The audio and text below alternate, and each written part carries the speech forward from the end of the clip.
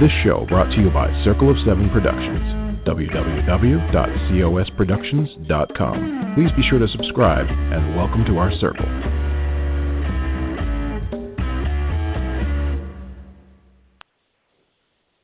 Hello, everybody. This is Patricia W. Fisher with Readers Entertainment Radio, and I hope everyone's doing okay out there. They are staying well, staying safe, and keeping busy, or at least, keeping sane, which is hard to do right now because there's just a lot of stress and a lot of questions going on in the sense of what do we do and when will we all be back to where we were before. But while you're home and in the meantime, I do have a way to keep you wonderfully distracted, or a little bit of escapism for you, and it is because of an author named Blue Saffire. Now, she is an award-winning, best-selling author of over 30 contemporary romance novels and novellas. She writes with the intention to touch the heart and the mind. She hooks, weaves, and loops multiple series, keeping you engaged in her world. And every word is meant to have a lasting touch that leaves you breathless for more. She and her husband live in a home filled with laughter and creativity in Long Island, New York, and both work hard to build the Blue brand and cultivate their love for the arts. Creativity is absolutely a family affair. Her latest release, Calling on Quinn, is available now, and you can find her on her website, Facebook, Twitter, Instagram, and YouTube. So welcome to the show, Blue. How are you today? I'm very well, and you? Thank you for having me. Good. Of course. So, I talked about Calling on Quinn on my TV segment last week, and I was super excited that you were available for the radio show this week. And what I wanted to know is what started your path to being a writer? I mean, what was it that you said, I know I want to do this? Okay, so my mother was a paraprofessional in the New York City Department of Education. So she was very big on education and very big on us learning to read and write early as kids. So I had older cousins, and she would have them sit down with me. They're like 10 years older than me. So she would have them sit down with me, and she had these brown notebooks. I'll never forget this. They were brown notebooks with these black spines. And my cousins would make the... You remember those? So my cousins would make the dots. They would make the dots for the alphabet, and they taught me the alphabet. Once I got the alphabet down, then they taught me how to write script. Then they started to teach me how to read. And by the time I was in kindergarten, I could already read and write. And my mother realized that I was a blabbermouth, and I liked to talk, and I had a vivid imagination. So she gave me chalk, and she allowed me to write inside the closet doors. The apartment we lived in, the doors had like this, it was kind of a matte finish. So the chalk would let me write on the walls and then wipe it back off. And she would let me have at it. And I started writing from there, and it's been a passion and a love all my life. Wow. Now, so what was your first, completed project? Did you write a short story or a poem? I mean, what was the first time you said, I wrote this, I'm done?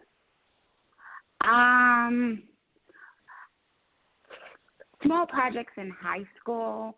I remember our art class, we had to create a book. And I remember my art teacher telling me that I needed to follow that, that there was something there. But my first manuscript, you know what? No, I finished an album, a musical album, before I finished a book.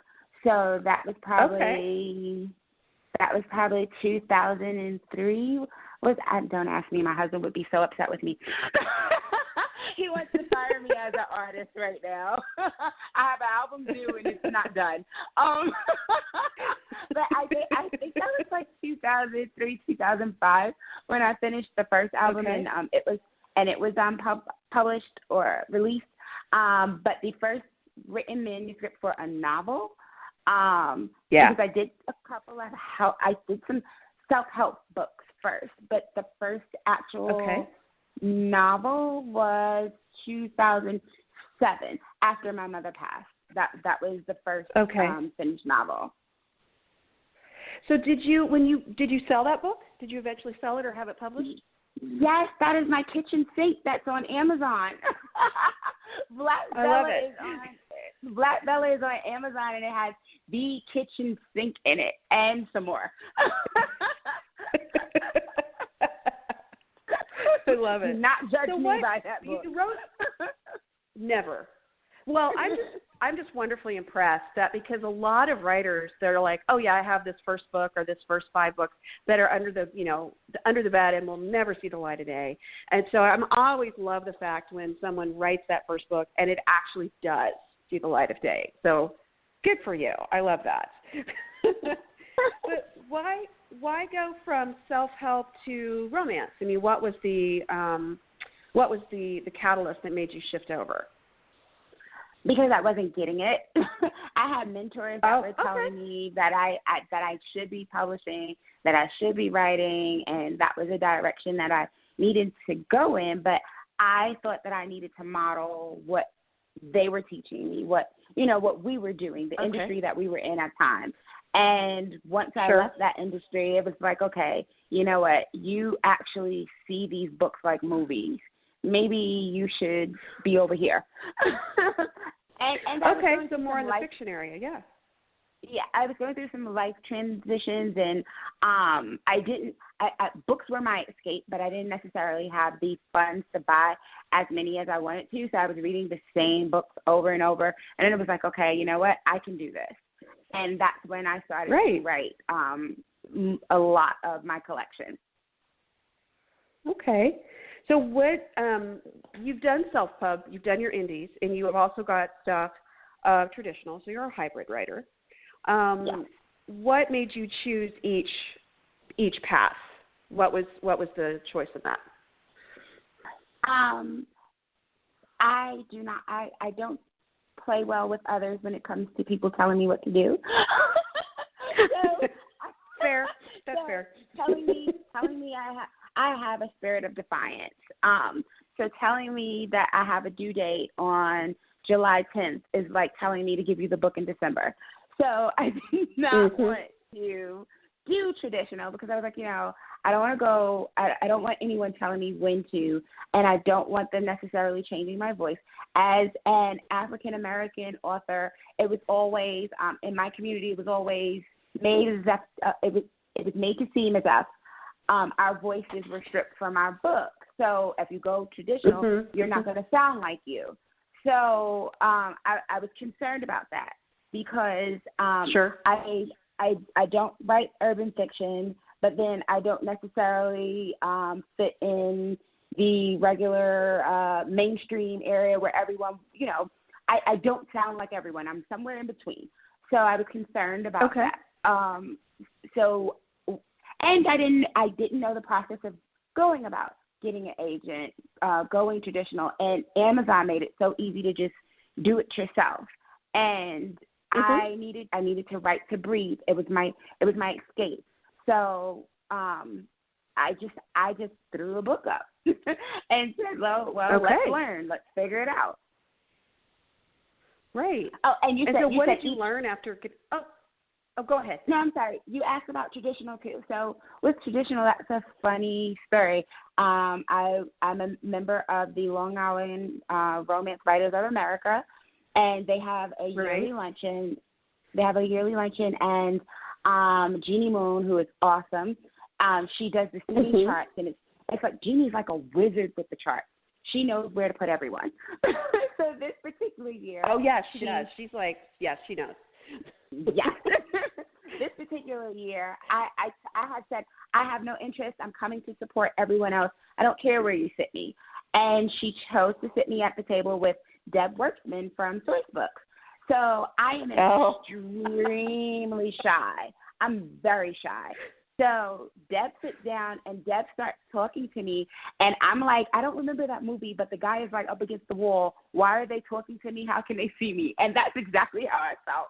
It was like, why is she talking to me? Does she not see me shrinking into myself? And I'm trying to guide her to talk to everyone else at the table that was interested in getting a deal. And she's like, but ooh, and I'm like, and we end up sparking a relationship, and I think we met 2 more times, and that was in May because the luncheons are usually in May. I think by December we finalized my contract. So that's pretty much how it happened. I fell into it. Uh-huh. Yeah. And it's interesting because, I've met Deb on several occasions, and she gets what she wants. If she wants you to write a book for her, she's going to get it. Just say it, Yeah. Yeah. That's how it is. So I think that was quite calculated of Jeannie, because she put you there on purpose. Yes, I know. We're not mad at Jeannie. I still owe her that bottle of wine. Oh my gosh, she's fabulous. But yeah, no, Deb is fun, and she knows. What's fun about her is she's really good about pulling people, like you're saying, you were shrinking, and she's really good about kind of coaxing you out of that corner. And then she does this cool thing when she goes to groups that called Stitch and Pitch, and has you bring, whether you do crochet or crafts or writing, drawing, and she has you do that as you're talking to her, and then you relax cool. and people start talking more. So it's really kind of a cool thing, because she did that for our group here in San Antonio, and it was funny because initially, of course, nobody wants to pitch, right? And she just started knitting. And of course, she's like Madame Defarge. You're worried, you're going to end up at the guillotine. But, I mean, you're standing there like, oh, my God. And then you realize if you don't pitch, you're definitely going to go to the guillotine. So, so everybody pitched. It was good. It was good practice. She does have the art of pulling you out of your shell. For sure. So you've got this new book with the newest book out, Calling on Quinn. So tell me, where did you come up with this story? And the cover is amazing. I mean, truly. Thank you. I was like, hey, can it look like this? Right. Yeah. And I was very blessed on getting what I screamed when I saw that. I was very blessed to get what the cover we ended up with. So as I said, I met Deb, and we had a couple of lunches after that. I think one was at the last RT, and then we met up maybe once more after that. And the first series I pitched her, because my series tend to intertwine, loop, and weave, I wanted to create a whole new world for source books. But my mistake was being so excited. The first pitch I gave her kind of was all over the place, because even though my series weave together, each series has its specialty. Like if they're assassins, they're assassins. If it's sports, they're sports. Yes, they know each other, but they're in their own arenas. The first pitch I gave her, the characters all did a plethora of different things. And I was like, I didn't really, when she explained it to me, like, Blue, this is in a cohesive world. I was like, I really didn't even realize I did that. I'm so sorry. Give me a chance to go back, and I'll fix it and come back. And I was going to fix the world that I initially pitched her, because I had some of the book written. And then I said, you know what? I want to do something totally different, because I know that they were interested in the Brothers Black series, which is one of my popular series with a big Irish family. So they wanted something, along those veins. So I was like, well, I love to challenge myself. I don't compete with anyone but me. I want to outdo me. So I wanted to know if I could write another Irish family that, although had the attributes of the Blacks per se, weren't just like them. I wanted to see if I could recreate that dynamic, that whole family dynamic, without making the same exact family. So I went from there and started picking pieces of what I wanted, and that's how I came up with the Black Hearts. And Quinn just started talking immediately. He let me know about his OCD, and it was just like, oh, wow, you are interesting. I love you. Let's go. and when I seen that he was over 6 feet with red hair, I was like, yeah. Hello. I love that. You are interesting. That is cool. Yeah. And it's funny because, a lot of times my daughter gets this because she's an aspiring writer, but it's funny because I will be in the car and it's like you're talking to your characters, but you're just kind of talking about your dialogue. Thank God for cell phones now, because I can, like, every once in a while I'll touch my cell phone to make it look like I'm, like, talking to someone because it's mounted, you know, because it's hands-free. So I want to make it look like I'm not talking to myself. But a lot of writers will do that because that's how you hear it and you flesh it out. So to have your characters talking to you that freely, that must have been amazingly cool. So I turned in book 2 to Deb, and I was there were some scenes that I was fighting with for the second brother, Kevin, and I sat at a green light because I was actually watching the movie he was showing me for the problematic scenes to straighten me out, and I'm like, oh, wow, ooh. And then the shadow of a car driving past on the other side of the road, I was like, oh, I have the light. So that happens a lot. My husband drives me around now because it's like, you know, you're dangerous. Right. Okay. Just sit there and just let me know if you're asking me a question versus, you know, imaginary people. So, yeah. I know. He's used to it. It's interesting. So tell me, I know that there has been a lot of discussion in Romancelandia, romance writers, and in that particular genre in general about own voices type characters.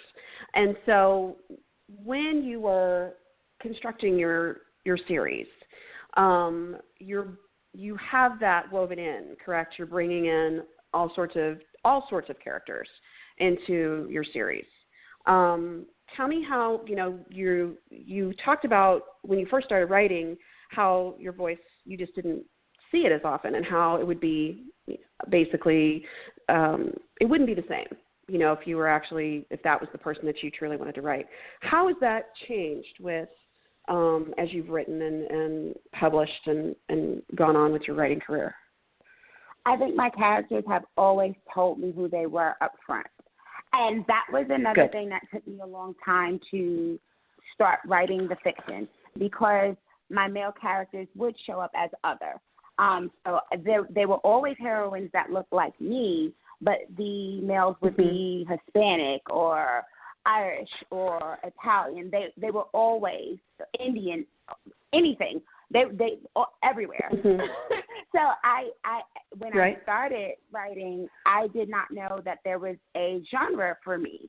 I tried under the name Evie Lattimore, and I didn't know what I was doing. I didn't know how to categorize. I didn't know how to find where the IR books were as opposed to the African American books. A hot mess. I didn't know how to do any of that stuff. My husband and I spent a lot of time cultivating and learning how to target. So I was afraid to write other. I have only one book that has 2 African American characters, and I do know that I held back on everyone. Actually, the whole Blue Saffire pen name, I sat on it until 2015. So I had the first book, the first Blue Saffire book that came out was Legally Bound. And that book had been finished since maybe 2009. And I sat on it and did not publish it until 2015 because I was like, this man is a white lawyer. She is a black woman, black lawyer. I don't know where I'm putting this. So, like, you know, what am I going to do with this?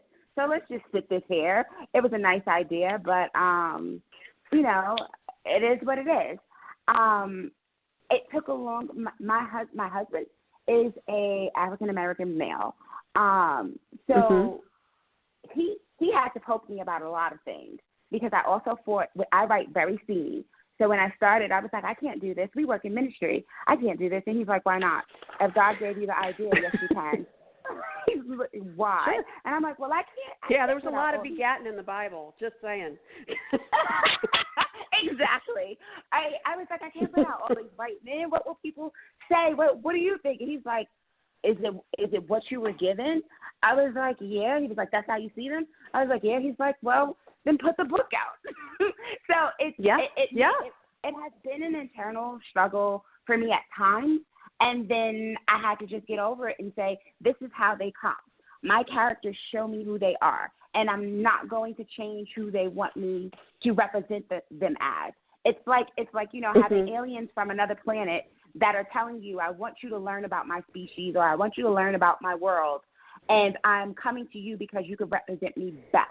To change anything about that individual that has come to you to represent them, that's not right. And whenever I try, the characters stop talking because you're not doing what they ask you to do. It's about who they want to be. It's not about who you think society thinks they should be. Yeah, there was years ago. It was I was taking a class from Pam Morrissey, and she was talking about how your characters will tell you in what direction they want things to go. And she was talking about this book she was writing, and the guy, his backstory was his dad had died. Well, the dad shows up in a scene, and she's like, no, you're not. You're dead. You can't be in this. And so she, of course, erases him and keeps writing, and then the guy keeps showing up. So she has to change the story, the backstory, but it ends up being a better story because the dad has this whole troubled past and messes everything up, of course. And so again, like you're saying, you have to listen to what those characters are telling you. Otherwise, you're saying stop talking, but they also won't be who you want them to be and who they want to be represented. So yeah, it's a huge big deal. I fight with every single book, and I always think that I know what I want, but what they tell me is always so much better. It's like, why even fight? Because they're always right. And it's funny that we're having this conversation like it's completely normal to have imaginary people tell you what to write because, it kind of is. I like to believe that they live somewhere, and I'm just in their subconscious feeding off of them. Right. Right. Yeah, my daughter said, what if we're like, our world is like actually a real world in a book, and someone's reading it, and we're just acting it out? And I'm just thinking, she goes, that would be a cool series. I was like, well, go write it, honey. I don't know what to tell you. I got enough on my plate. I think I either read other series like that, or someone talked to me about their series that they wanted to write. That was somewhere along that vein. Like the writer was writing and things were happening to the characters, and at some point she realizes that she's like wielding this world every time she writes. Oh yeah. So tell your daughter, I don't think that there's anything new under the sun, and you and I can write the same exact book, and it will still come out completely different. So tell her to go ahead. Oh, for sure. I told her. Whoever else, that would be killer. Throw it down. We'll send it to Deb.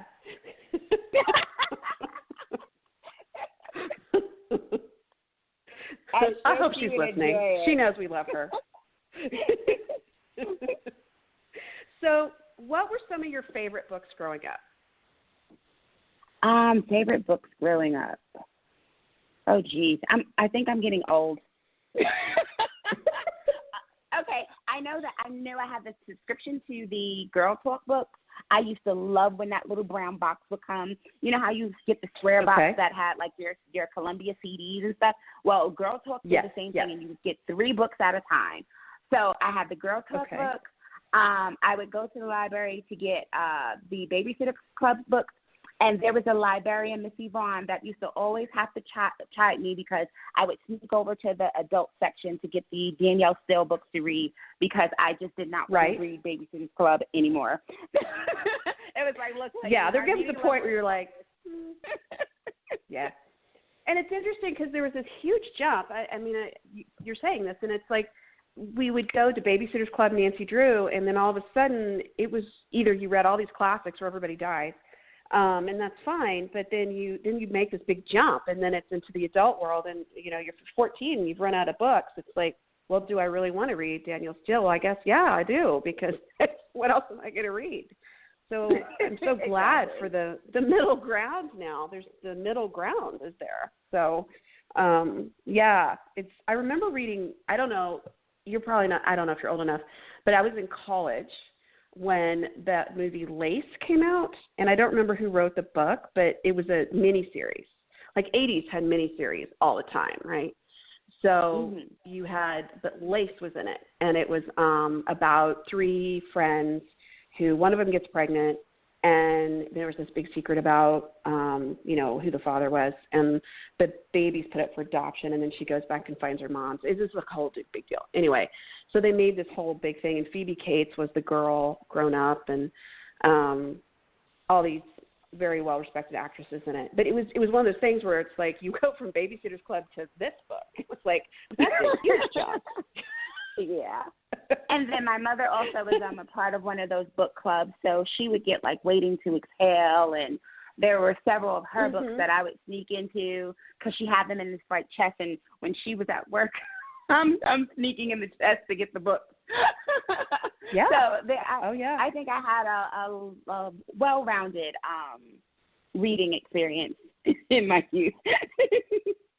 Yeah, you do. And I mean, I always find it funny when people say, oh, yeah, I found this box of books under the bed in the closet. Don't look at those. Everybody does. I mean, it's like, I don't know why. Just leave them out. It's like, for anybody listening, it's like, you're going to read them. If you hide those books, they're going to be like, oh, what's this? It's going to get read. So if you just put it in the middle of the dining room, no one's going to touch it. So just so you know. Because then it's not a secret. So tell me about what's coming up with you. What is your next big project that's coming out? So I am finishing the last book in the Brothers Black series.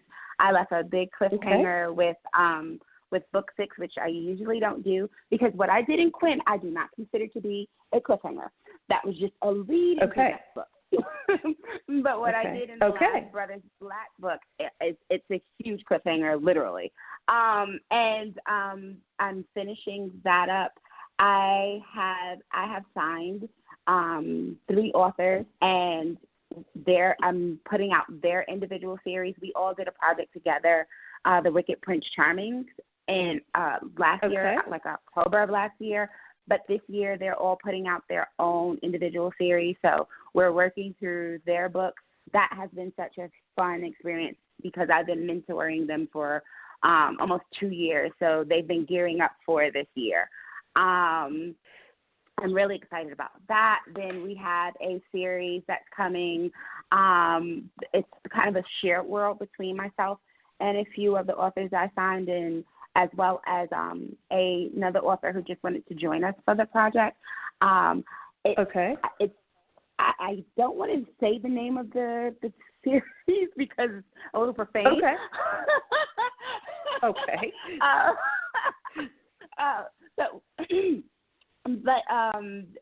It's fun. The premise of the series was for each author to make her character as big of a jerk as she could and still get you to fall in love with him. And they are the A-Hole Club. So this A-Hole Club is that these guys are a hilarious jerks. Like, they're jerks, but they're funny. And that's going to be so much fun. I love the covers for it. We're having so much fun doing it. I am doing my best to wrap up a lot of my series this year as well. And I'm hoping, with everything that's going on, I've been slowed down a little bit. I had a couple of relatives that were diagnosed with the virus, so that has thrown my creativity a little. But I'm working to catch up, and hopefully that means that I'll have my first paranormal series out this year. I did sneak a paranormal book in the back of the Prince Charming collection, but I have yet to put out a full novel, and I am really excited about the Kings of Night series. They are hybrid warlocks and demigods, and they are so cool. They wield the elements, and I'm just excited for that.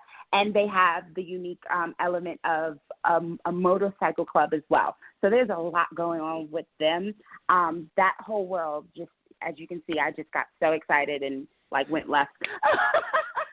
But I'm really man, you are excited about them. Yeah, I am. So the Wicked Prince Charming is out now, so that you can get Wicked Prince Charming. It is out now, correct? Yes, it's out now. It's available on Amazon in Kindle Unlimited, and it's myself, KT Adler, Tia Rain, and Ivy Harper. Those are my little sisters, my authors, and I was so proud of them because a couple of them were debut authors, and they did a phenomenal job in that series. The reviews came back. So I knew they did good, but to see the readers receive them and the wonderful reviews that they received, I'm so excited. I was like, you know that meme with the little baby that's like, yeah! That was me, like a proud mom, like, yeah! They did awesome. It was very well received. I mean, you guys have over 100 ratings on Amazon, and you have a 4.8 rating, which is higher than an iPhone. Yeah. So, just a little thing to be proud of. Yes. And you know how sometimes we'll get in it. Oh, I'm sorry. Go ahead. No. Well, I was going to say it's retellings of with Cinderella, the Ugly Duckling, Little Red Riding Hood, Aladdin, Sleeping Beauty, and Beauty and the Beast. So, I mean, you got them all covered there. That was so much fun. You know, to take a childhood and make it adult with STEAM, it's like how? Like, how are we going to? Right. I did it to challenge them. I wanted to challenge them as authors. I was like, if you can do this, you can do anything. And then I had to write my two, and I was like, whose idea was this? Who was insane enough to say to do this? How? And by the time it was mine. By the time we were done with the adult theme in it, I was like, wow, you guys are awesome. Right. Yeah, I mean, and I love the creativity part. I love the brainstorming part because it's the what if. I mean, and if you get with a really solid group of writers, it's the possibilities are just endless about how you can write it and what direction you could take it. And that's wonderful. Yes, because everyone has their own voice.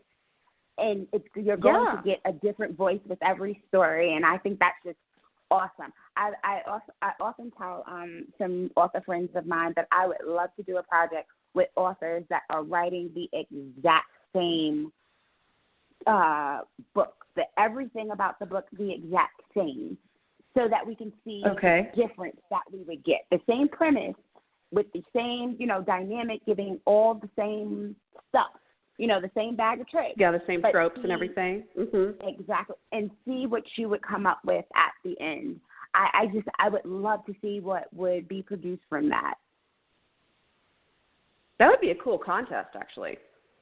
That would be a cool contest to do a short and have, this, you have to have these elements and this is the setup. And these are the basics. So here are the bones, and now go build it. And that came about because I've watched readers. I've actually had a reader inbox me before and tell me that she thought someone had plagiarized me. And and I went to see what she was talking about. And when I started reading the book, I giggled, not at her, but at the fact that she didn't understand plagiarism, obviously, because it was the same trope. It wasn't the same book. The author had just written the same trope. It wasn't like she took my words, and I had to explain. There's nothing new under the sun. You may come across thousands of people that write the same idea, probably something very identical. Actually, someone had mentioned that one of my Wicked Prince Charming stories sounds very similar to something someone else wrote. I never read the other author, so I wouldn't know. But you never know what you will do that sounds something like someone else. Or I would just love to see how different the stories would be between authors who wrote the same trope with the same idea, starting from the same base. I would love to see that. Yeah, it would be interesting because, I mean, we all bring our own, not only our own ideas, but our own experiences and what we would, what would sound good to us in that situation. And so it would be quite interesting to see the diversity within the group to see who came up with what, for sure. So you've got a lot of projects coming up and you've got a lot of projects that you've done. Is there something that you have on your to-do list that you're hoping to get to in the next, say, year or so? Yeah, a whole lot. There are like 32 books to complete the spin-offs that I have. Sweet. But I am looking to close out the last 2 books to send to Source Books to Deb. I still owe her book 3 and 4. So those books are so loud. I'm trying to get them to wait their darn turn. Right. I also have a romantic thriller that I am like, I so can't wait. The covers are gorgeous, and I can't wait to finish the series. It's going to be a challenge for me. Like I said, I love challenges, and this one is going to be a challenge. I'm taking it somewhere else and building a whole new world. I can't wait for that. Fantasy, I have some fantasy, a fantasy series with dragons that I am really hoping I can keep on my list this year. My list continues to have to be chopped. I keep looking at it, and I have it printed out, and, every month I evaluate and somebody comes off. So I'm hoping to find that one place where I hit that sweet spot and black out and can get more stuff done. But I really want to start closing up a lot of the open series and get as much of the spinoffs from the Legally Bound series done so that I can be done with that within the next year or 2, hopefully. And just to spread my wings in whatever pops in my head. There are millions of characters in there. My husband keeps looking side-eyeing me because there's this race car series that I talked about years ago, and he's still like, where are my books? When are you going to write this one? Like, I love that one, but when are you going to write this one? Right. So have you had someone come up to you and it's a minor character that you haven't planned to write about or give them a story book other than what you've done, and they come up to you and say, you've got to write about this person? Have you had that happen? Yes. So in the beginning of my career, I hadn't planned to write male because I know nothing about being a male in a male relationship. I feel like everything I do should have respect to the characters that are written. I should know something, have some type of investment in that arena. So I had said I wouldn't. I had some people, including Jeannie Moon, that talked me into doing. They were like, "You write romance, Blue, just write it." So I did venture into male, but there was a character in Legally Bound 1, and one of the characters, she's pretending to be with him, but he's actually gay and hiding from his family. And I had forgotten about Anton because he was tucked away. I used him for books. Right. Book 1 and 2. 1 and 2, he was a side character, and he had a few lines. And someone came and said, "Well, are you ever going to write his story?" And I'm like, "What? Where did that come from?" And that was before I ever touched male romance. So it was like, I don't know about that. But that was one of the oddest requests.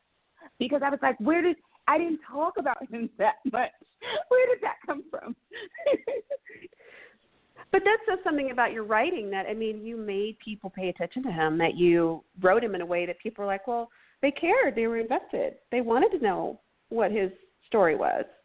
And that's a huge compliment. I've had that. I've had people come up to me and go, what about this person? And I'm like, I don't know. I wasn't planning to write about? And go, oh yeah, you have to. You can't just leave them like that. I'm like, oh. There are some characters that I think that I'm going to stick in there, and we're not going to worry about you. You're secondary. And then it's like, oh well, where's so and so's book? And it's like, no, they weren't on the list. No, they are not on my list. So not happening. Yeah. Maybe a postscript. We'll do a postscript and help them out there. Actually, there's a character from my Yours series, and there's a little side story going on with Sephora is the heroine in that series, and her brother has a relationship going on. But I know that their story is a tough story to tell, so I never planned on telling it. And someone asked me just the other day, well, when are you going to do their stories? And I'm like, you don't want that. You really don't want that. Not for my emotions and not for yours either. Yeah. Never. Yeah. Well, it's interesting because years ago I took a class with Sandy Blair, and she was saying, you have to feel what the characters are feeling, and if you're not feeling it when you're writing it, your readers won't feel it when they're reading it. And so those deep, hard scenes, you have to go there. And sometimes you're like, I just don't want to go there. No thanks. No. I think that's what's difficult right now about finishing the Last Brothers Black book. It's an emotional read, emotional write, and I really have to go there emotionally. And with everything outside that's going on, I feel like, okay, I'm going to go write paranormal or something because this is just not it right now. Yeah. My emotions. I want something a little bit lighter on my heart or my mind. And, I don't know if I'll write this in a way that's, helpful, I guess. Right. Right. It's a lot. There's a lot going on. Even in the best circumstances for someone, there's a lot.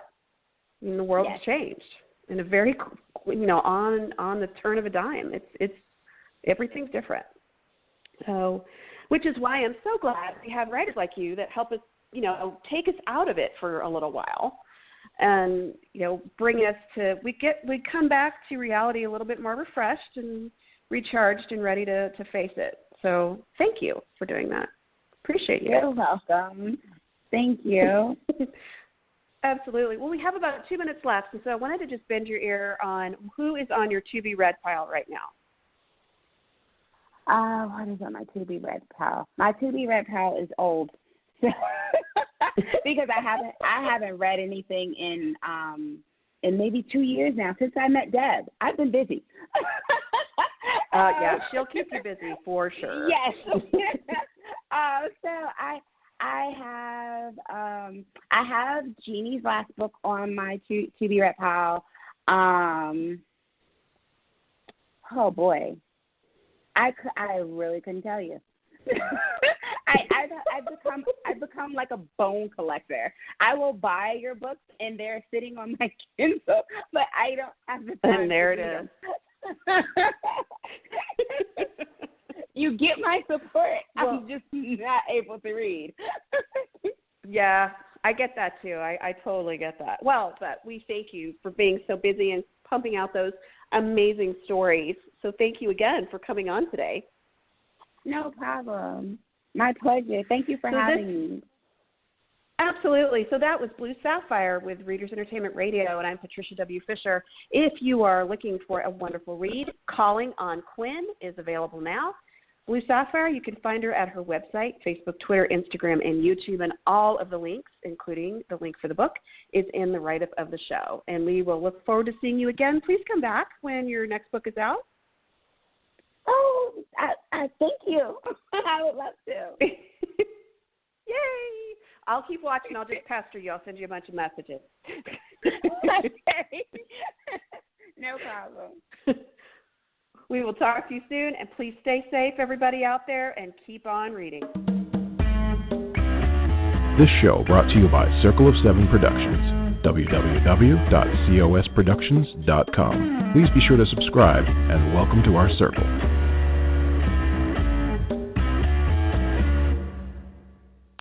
The Hollywood Reporter is your ultimate source for awards race news this fall. Go to THR.com to keep up with this award season's expert predictions from executive editor Scott Feinberg, and tune into the Hollywood Reporter's Awards Chatter podcast for exclusive interviews with the biggest names in showbiz. Stay in the loop with daily newsletters providing real-time updates on all the awards action. Subscribe to THR.com for full access to the Hollywood Reporter and never miss a moment of this fall awards season. Visit THR.com today. It is Ryan Seacrest here. People always say it's good to unwind, but that's easier said than done. The exception, Chumba Casino. They actually make it easier done than said, or at least the same. Chumba Casino is an online social casino with hundreds of casino-style games like slots and blackjack. Play for fun. Play for free for your chance to redeem some serious prizes. Sign up now and collect your free welcome bonus at ChumbaCasino.com. Sponsored by Chumba Casino. No purchase necessary. VGW Group. Void where prohibited by law. 18 plus terms and conditions apply.